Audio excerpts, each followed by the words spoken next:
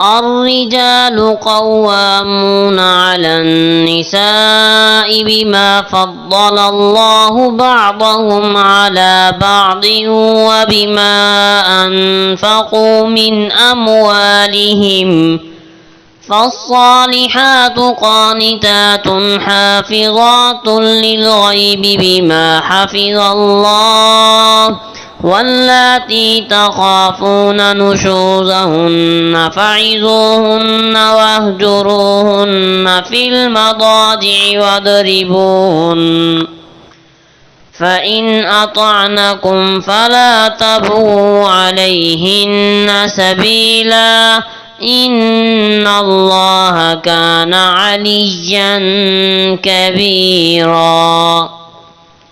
مرد سردار ہو کر عورتوں پر قائم ہیں، اس لیے کہ اللہ نے ان کے بعض کو بعض پر فضیلت دی ہے، اور اس لیے بھی کہ مردوں نے ان پر اپنے مال خرچ کیے، تو نیک عورتیں فرما بردار ہوتی ہیں، مردوں کے پیٹھ پیچھے ہر قسم کی حفاظت کرتی ہیں اللہ کی حفاظت کے ساتھ۔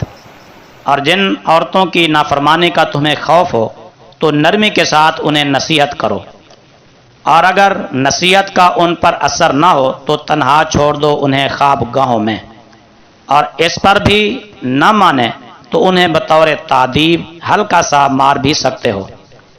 پھر اگر وہ تمہاری فرما بردار ہو جائیں تو انہیں تکلیف دینے کا کوئی بہانہ تلاش نہ کرو، بے شک اللہ نہایت بلند بہت بڑا ہے۔ وَإِنْ خِفْتُمْ شِقَاقَ بَيْنِهِمَا فَابْعَثُوا حَكَمًا مِّنْ أَهْلِهِ وَحَكَمًا مِّنْ أَهْلِهَا إِن يُرِيدَا إِصْلَاحًا يُوَفِّقِ اللَّهُ بَيْنَهُمَا إِنَّ اللَّهَ كَانَ عَلِيمًا خَبِيرًا۔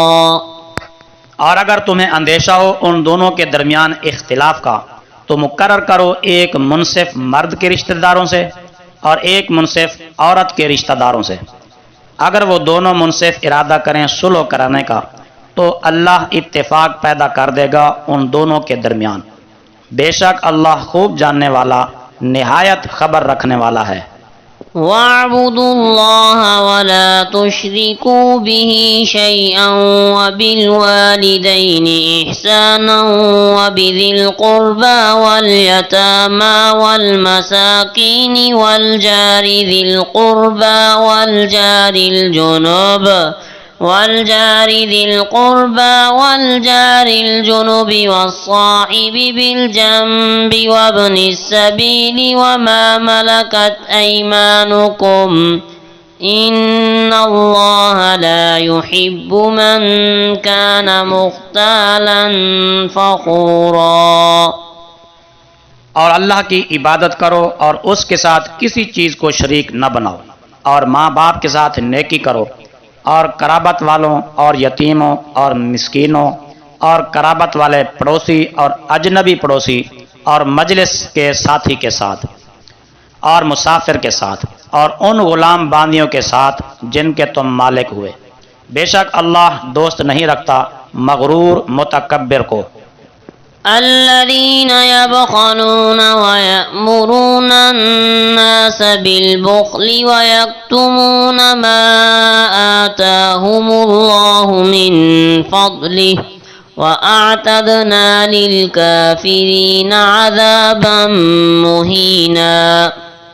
جو لوگ بخل کرتے ہیں اور لوگوں کو بھی بخل کا حکم دیتے ہیں اور چھپاتے ہیں جو اللہ نے ان کو اپنے فضل سے دیا، اور ہم نے تیار کیا ہے کافروں کے لیے خواری کا عذاب۔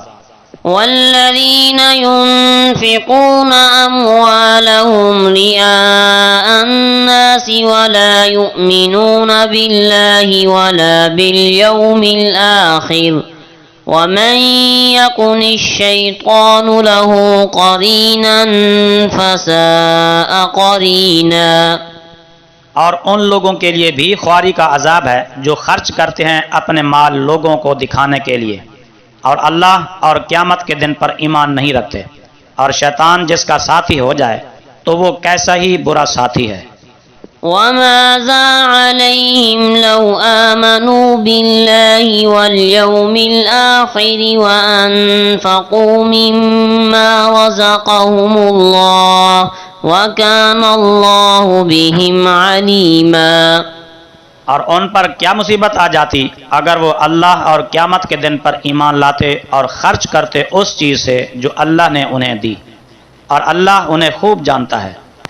ان اللہ لا یظلم مثقال ذرہ وَإِن تَكُ حَسَنَةً يُضَاعِفْهَا وَيُؤْتِ مِن لَّدُنْهُ أَجْرًا عَظِيمًا۔ بے شک اللہ ذرا بھر ظلم نہیں کرتا، اور اگر کوئی نیکی ہو تو اسے دگنا کر دیتا ہے اور اپنے پاس سے بڑا اجر عطا فرماتا ہے۔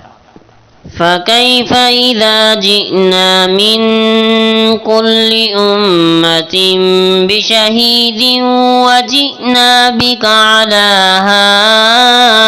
هَٰؤُلَاءِ شَهِيدًا۔ تو کیا حال ہوگا جب ہم لائیں گے ہر امت سے ایک گواہ، اور لائیں گے ہم آپ کو اے محبوب ان پر نگران گواہ بنا کر۔